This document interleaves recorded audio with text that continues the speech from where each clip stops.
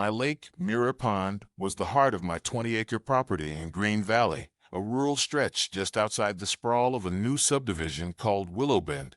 The pond, a half-acre gem fed by a natural spring, shimmered under ancient willows, home to bass, dragonflies, and my pride and joy, a small apiary of 10 beehives along the shore. As a third-generation beekeeper, I tended those hives for years, selling honey at the farmer's market and teaching local kids about pollinators. The land had been ours since the 1920s, long before Willow Bend's McMansion sprouted nearby. I kept to myself, and the bees kept the ecosystem humming. Then Karen, the HOA president, decided my lake was her playground. Karen was a transplant from the city, a 50-something realtor with a fake tan and a habit of waving around community bylaws like a scepter. Willow Bend's HOA had been pushing boundaries since they built their gated community a mile down the road, claiming easements on private land for their aesthetic vision. I wasn't part of their HOA. My property was outside their jurisdiction, but Karen didn't care about deeds or history.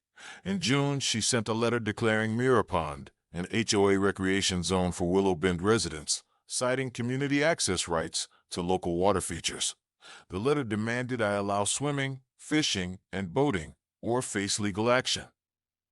I laughed it off and tossed the letter in the trash. My land, my lake, my rules. I figured that was the end of it. I was wrong. A week later, I came home from a honey delivery to find a dozen Willow Bend residents on my shore, kids splashing, adults with fishing rods, and a kayak bobbing on my lake. Karen stood at the edge in a sun hat and designer sandals, directing traffic like a cruise ship captain. A sign staked in my grass read, "Willow Bend Recreation Area. No pets or vehicles." I grabbed my phone and marched down. "This is private property," I said, voice steady. "Get off my land." Karen smirked. "The county approved our access rights. This lake's a shared resource. You can't hoard it." I showed her my deed, which clearly marked Mirror Pond as mine. No easements. She shrugged. "Take it up with our lawyers." Her group kept fishing, one guy tossing beer cans into my reeds.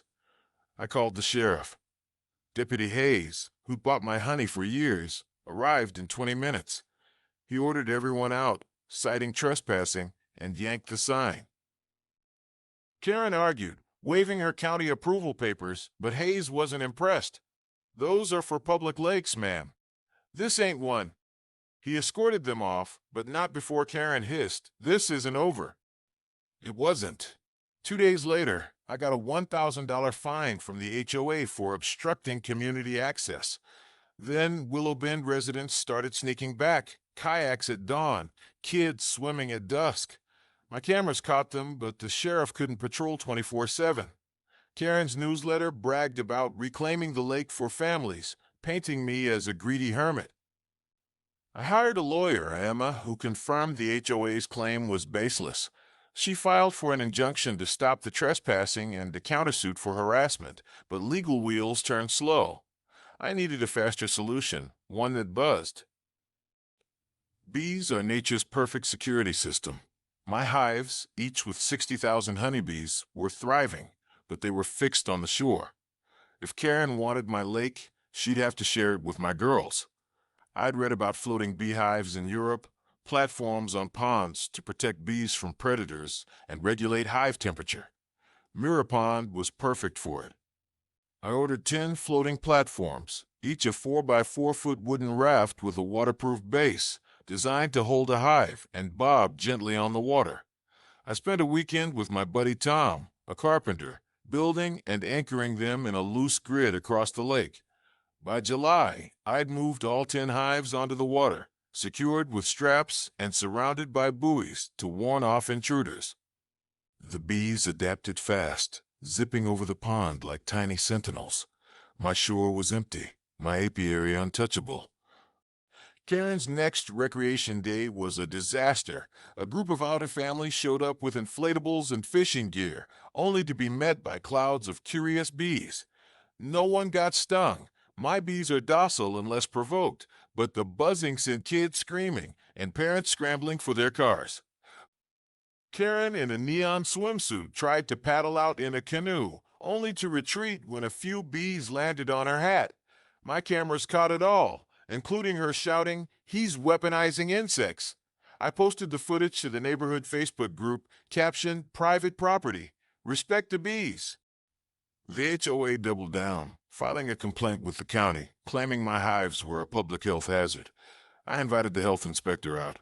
She checked the platforms, saw the buoys, and tested the water. No contamination, no violations. "Bees aren't a hazard unless you mess with them," she said, signing off. Emma used the report to strengthen our case, adding frivolous complaints to our countersuit.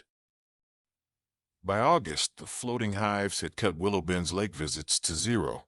The bees' presence, plus my new no trespassing signs and a barbed wire fence along the access path, kept the HOA at bay.